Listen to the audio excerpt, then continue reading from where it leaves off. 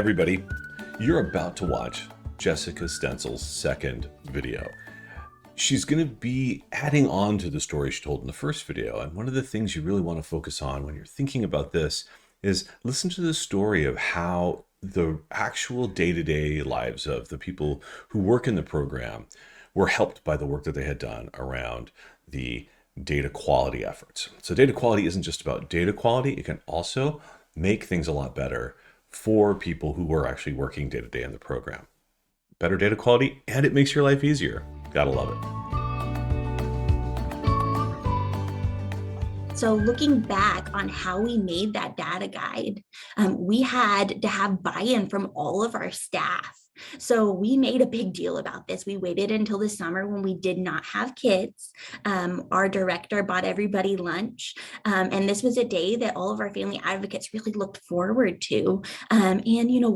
Everybody, because we didn't have a uniform way of entering data, there were different opinions on how do we get this data entered? How do we document this?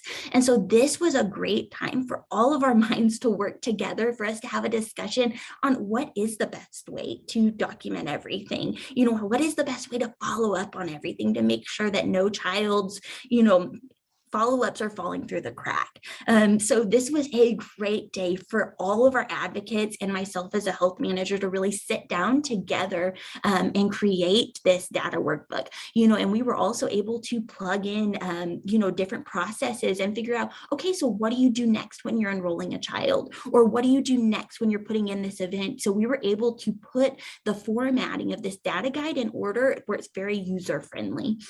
Essentially this took more of a teamwork approach with our family service workers. I truly feel like this made them more of a team, and as, a health manager, it's awesome because now we have our advocates that can lean on each other when they have these questions, or if they find a better way to enter this data, they're saying, hey, I talked to so-and-so and they thought this would be a good idea. Can we update our guide and add this?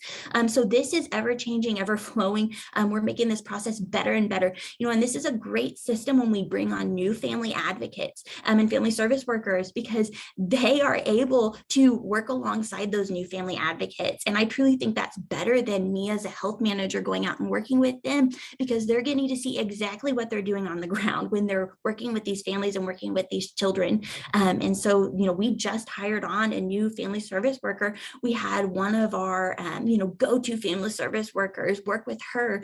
She went through the data guide. She used that data guide when they were enrolling the children and entering those health events. It was huge to have that piece available for training and also for day-to-day use. So we are continually editing and updating this document to suit our needs. It definitely isn't, a one and done situation. We're continuing to improve this document. So we're able to use it every single day. So as we were creating our data guide, we really cracked into Child Plus, and we really found that on those events, when you're entering data, there are several different places field by field where we went in on those events, and we actually took away some of those fields. I mean, some of you guys might not realize this, but in Child Plus, you can actually create those events or take away some of those extra fields that might not be helping your staff when they're entering data.